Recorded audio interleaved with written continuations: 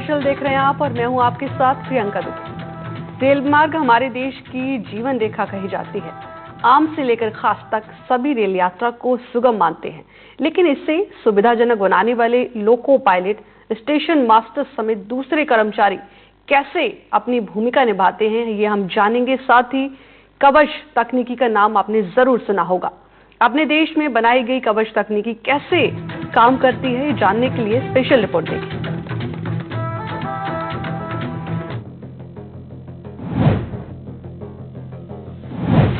Train यात्रा की बात करें तो यात्रियों को सुरक्षित पहुंचाने वाले होते हैं लोको पायलट, ट्रेन मैनेजर और स्टेशन मास्टर।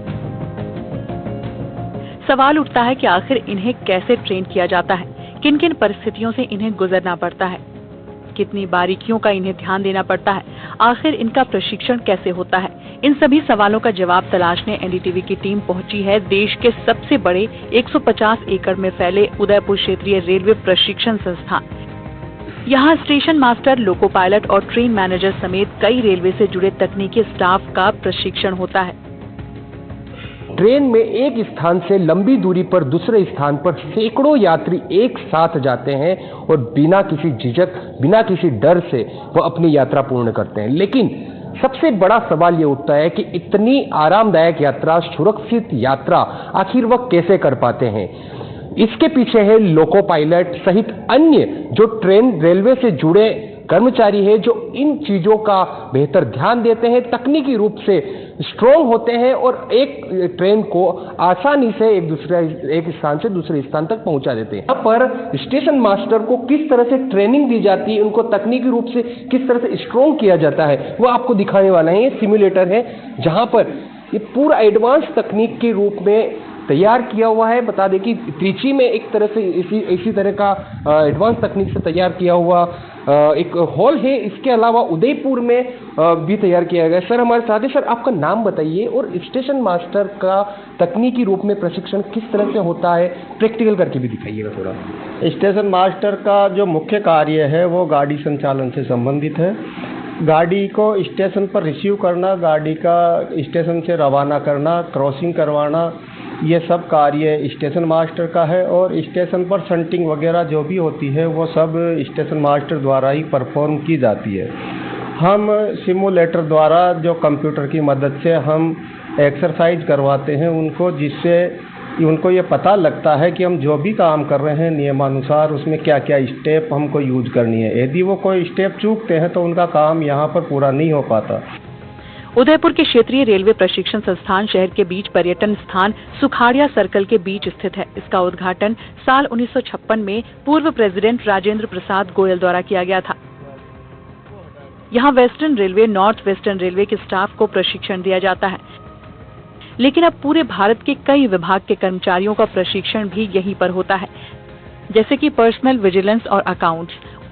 देखिए, स्टेशन मास्टर सिमुलेटर जो लगाने का पर्पज़ है वो पर्पज़ है कि स्टेशन मास्टर्स को जब फील्ड में जाते हैं, स्पेशली जो प्रोबेशनरी स्टेशन मास्टर्स होते हैं, जो इनिशियल उन्होंने हाल ही में रेलवे ज्वाइन किया है, तो उन्हें नहीं पता होता कि स्टेशन पे काम करने में उन्हें क्या क्या चैलेंजेस फेस करने होते हैं। तो उन चैलेंजेस को हम यहाँ पर इस सिस्टम पर सिमुलेट करते हैं ताकि स्टेशन पर आने वाली जो डिफ़िकल्टीज है उनके अनुसार वो एक्शन ले सके और ट्रेन ऑपरेशन को स्मूथली विथ सेफ्टी के साथ ऑपरेट कर सके। जैसे हम देख रहे हैं यहाँ पर ये जो सिस्टम है हमारा, ये मेन सिस्टम है हमारा, जिसको मास्टर सिमुलेटर कहते हैं। यहाँ पर ये आप देखेंगे दो मोड दिए हुए हैं, एक नॉर्मल वर्किंग मोड है और एक हमारा एक्सरसाइज मोड है। मूल रूप से राजस्थान, मध्य प्रदेश, गुजरात, महाराष्ट्र, हरियाणा और पंजाब के भी लोग यहाँ प्रशिक्षण प्राप्त करते हैं। ट्रेनिंग सेंटर से प्राचार्य जयप्रकाश ने बताया कि वैसे हर 3 साल में हर एक कर्मचारी को प्रशिक्षण लेने के लिए आना पड़ता है। जो फ्रेशर होते हैं उनका प्रशिक्षण सबसे ज्यादा लंबा होता है। उन्होंने बताया कि पिछले साल करीब 14,000 ट्रेनी प्रशिक्षण प्राप्त कर चुके हैं। अब यहाँ पर नया डेमोन्स्ट्रेशन यार्ड बन रहा है। इसमें स्टेशन का पूरा लाइव मॉडल बन रहा है। स्टेशन मास्टर, कवच और ब्रेकिंग सिस्टम की जानकारी के बाद अब लेके आए हैं आपको मॉडल रूम में, जहां पर ट्रेन चलती है तो उसमें किन किन चीज़ों को, ड्यूरेशन जो रहता है ट्रेन का चलने के टाइम पे किन किन चीज़ों को तकनीकी रूप से ध्यान में रखना है, उसकी यहाँ पर इस मॉडल रूम में ट्रेनिंग दी जाती है। पूरा आप देख सकते हैं, पूरा ट्रैक तैयार है। जिस तरह से रियल में फील्ड में जो ट्रैक होता है उसी तरह से इसको यहाँ पर बनाया गया है। और यहाँ पर तमाम जो ट्रेनी है वह भी यहाँ पर ट्रेनिंग ले रहे हैं, सर से बात करेंगे। सर, आपका नाम और क्या चीज है, ये किस तरह से वर्क करती है और ट्रेनिंग किस तरह से दी जाती है, इसके बारे में बताइए। मेरा नाम योगेंद्र मिश्रा है। मैं यहाँ as a instructor transportation work करता हूँ और फिलहाल में हम अभी इनको ट्रेनिंग दे रहे हैं। हमारे यहाँ एब्सोल्यूट और ऑटोमेटिक दो ही सिस्टम यूज होते हैं, अदर देन भी यूज की जाते हैं, परंतु उसी में से ये ऑटोमेटिक सिस्टम है। इसके अंतर्गत हमारी गाड़ियाँ ऑटोमेटिकली सिग्नल पर चलती रहती। सिग्नल ही हमारा कंट्रोलिंग अथॉरिटी है। आप देखेंगे यहाँ पर सारे सिग्नल प्रोसीड दिखाते हैं। गाड़ियों का संचालन भी हम यहाँ इसी प्रकार सुनिश्चित करते हैं। सारे जो सिग्नल हैं वो तब ऑफ होंगे जब हमारे गाड़ी सारे के सारे पॉइंट जो है, जिस तरह ये गाड़ी चल रही है, पॉइंट सेट होते हैं और सिग्नल दिए हैं। सिग्नल भी अपने गाड़ी के हिसाब से ही अपने एस्पेक्ट चेंज करता है स्वयं, इसलिए ऑटोमेटिक कहलाता है। हमने स्टेशन पर देखा है कि ट्रेन आती है, जाती है, साथ ही कई बार क्रॉसिंग होती है। ये तीनों महत्वपूर्ण कार्य स्टेशन मास्टर के होते हैं। स्टेशन मास्टर को ट्रेनिंग देने के लिए प्रशिक्षण संस्थान में सिम्युलेटर का उपयोग किया जाता है। इस सिम्युलेटर में डेमो देकर ही सिखाया जाता है कि स्टेशन पर ट्रेन कैसे रिसीव करनी है, ट्रेन को कैसे रवाना करना है और क्रॉसिंग कैसे करवानी है। कई बार हमने तो वीडियोस में देखा है, फिल्मों में देखा है कि ट्रैक चेंज होते हैं, तो वो ट्रैक चेंज सिस्टम किस तरह से होता है? तो ट्रैक चेंज दो तरह से होता है, एक मैनुअली होता है और एक होता है मोटर ऑपरेटेड। ये जितनी भी आप व्यवस्था देख रहे हैं इनमें ट्रैक मोटर ऑपरेटेड होते हैं। ये मोटर लगी रहती हैं और इस मोटर को जब हम ऑपरेट करते हैं, उधर पैनल रहता है, ये कोई बटन रहती है हमारे पास, उन बटन से ऑपरेट करते हैं तो ये चलती हैं और इसका अंदर जाकर के ये ट्रैक चेंज हो जाते हैं। नहीं, पहले मैन्युअली होता था, मैनुअली होता था, वहाँ लीवर लगे होते थे, उसको खींच के करना होता था। वो भी हमारे पास व्यवस्था है, उधर हमने लगा रखी है। तो ये सब मोटर ऑपरेटेड पॉइंट हैं। इनको मोटर ऑपरेट करते हैं, बटन से ही चलते हैं। स्विच ऑन किया, ये चेंज हो जाते हैं। स्विच ऑफ, तो ये किन सिग्नल पे आता है? पॉइंट की दशा पे आता है, पॉइंट ऑपरेशन का है। और जो ऑटोमेटिक है इनमें भी ऑटोमेटिक के अलावा जो सेमी ऑटोमेटिक या मैनुअल सिग्नल होते हैं उन्हें ऑपरेट भी किया जाता है। तो ऑपरेट करने के लिए हमारे पास में पैनल होते हैं या हमारे पास में कंप्यूटर सिस्टम भी आजकल लगा है, जिसे EI बोलते हैं, उसके थ्रू भी हम इसको गवर्न करते हैं। और यहाँ पर साइड पे वो पॉइंट चेंज होता है और वो हमें नजर आता है पैनल के ऊपर कि वो किस दिशा में सेट है। तो जो लाइन हम गाड़ी को रिसीव करना चाहते हैं, जहाँ से हम गाड़ी को डिस्पैच करना चाहते हैं, उस लाइन को सेट करने के लिए हम उसका पॉइंट सेट करते हैं और पॉइंट सेट होने के बाद वो लॉक होता है और उसके बाद संबंधित सिग्नल को हम ऑफ कर देते हैं। या तो रवानगी के लिए तो स्टार्टर सिग्नल जिसे हम बोलते हैं और आगमन के लिए होम सिग्नल बोलते हैं। ये मैनुअल व्यवस्था है। ऑटोमेटिक में ऐसी व्यवस्था, ऑटोमेटिक में सिग्नल्स अपने आप, जैसे ही स्थान खाली होगा अपने आप सिग्नल रैप संकेत चेंज करता रहेगा और जैसे ही वो ऑक्यूपाइड होगा पिछला सिग्नल उसको संकेत दे देगा रेड के द्वारा कि सेक्शन ऑक्यूपाइड है। लेकिन फिर उसमें भी ऑक्यूपाइड सेक्शन में भी जैसे अभी सर ने बताया कि 1 या 2 मिनट रुकने के बाद लोको पायलट सावधानी पूर्वक आगे जाएगा 15/10। जब दस्ता साफ है तो 15, अन्यथा 10 की स्पीड से, और आगे अवरोध मिलेगा क्योंकि वो ऑब्स्ट्रक्टेड है इसलिए सिग्नल लाल है।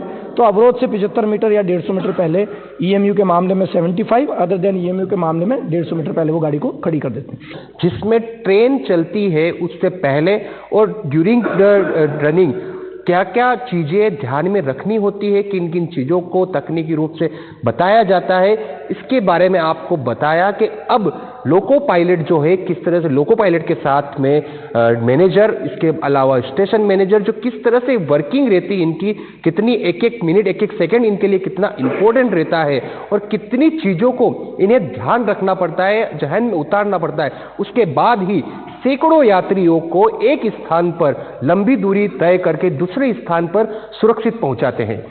ट्रेन प्रशिक्षण के दौरान सबसे मुख्य बात ये रहती है कि सैकड़ों यात्रियों को सुरक्षित अपने गंतव्य स्थान पर कैसे पहुंचाया जाए, लेकिन फिर भी धुंध के कारण, तकनीकी और मानवीय कारणों से दुर्घटनाएं होती हैं। अब इन दुर्घटनाओं को रोकने के लिए ट्रेन कवच तैयार किया गया है, जो अभी ट्रेन में लगना शुरू होने वाला है। रेल मंत्री अश्विनी वैष्णव भी इसे लेकर सोशल मीडिया पर जानकारी दे चुके हैं।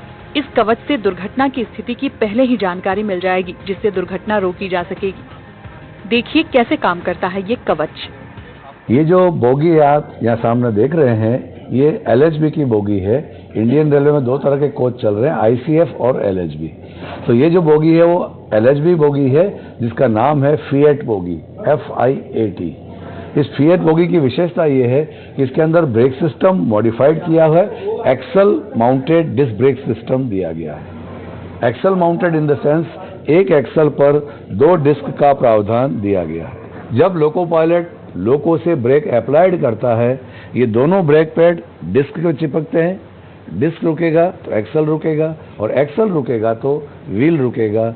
ये सिस्टम कहलाता है axle mounted disc brake system, जिससे फ़ायदा ये हुआ हायर ब्रेकिंग फोर्स, ब्रेकिंग बल ज़्यादा हुआ, और लाइफ ऑफ व्हील, पहिए की आयु बढ़ गई है इस ब्रेक सिस्टम को लाने से। अच्छा, एक हमेशा सवाल रहता है, जैसे 160, 120, 100 की स्पीड से चल रही है, अचानक ब्रेक लगा दिया तो वो किस तरह से वर्क करेगा? यानी कि एकदम स्क्रीट तो नहीं हो जाएगी, पलट तो नहीं जाएगी? ये सवाल काफ़ी रहते हैं।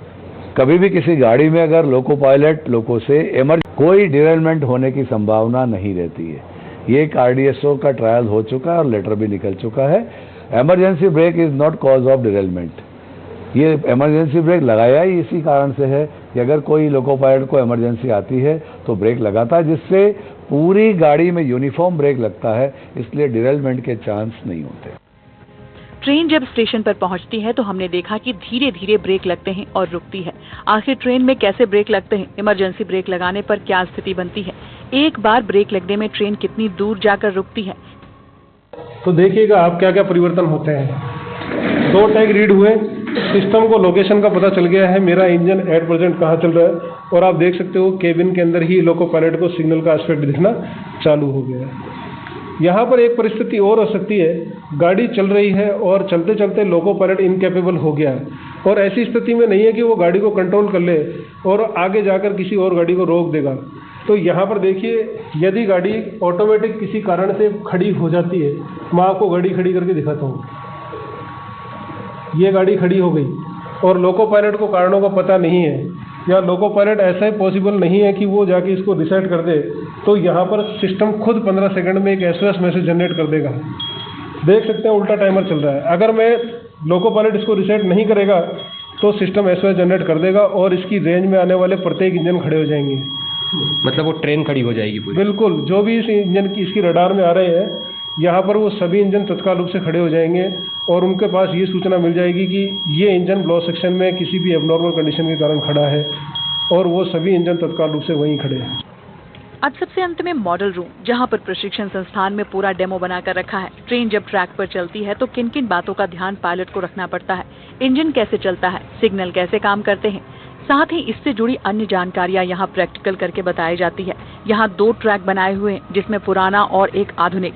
ज्यादातर सभी जगहों पर आधुनिक सिस्टम ही लगाया हुआ है। उदयपुर से संवाददाता विपिन सोलंकी की रिपोर्ट।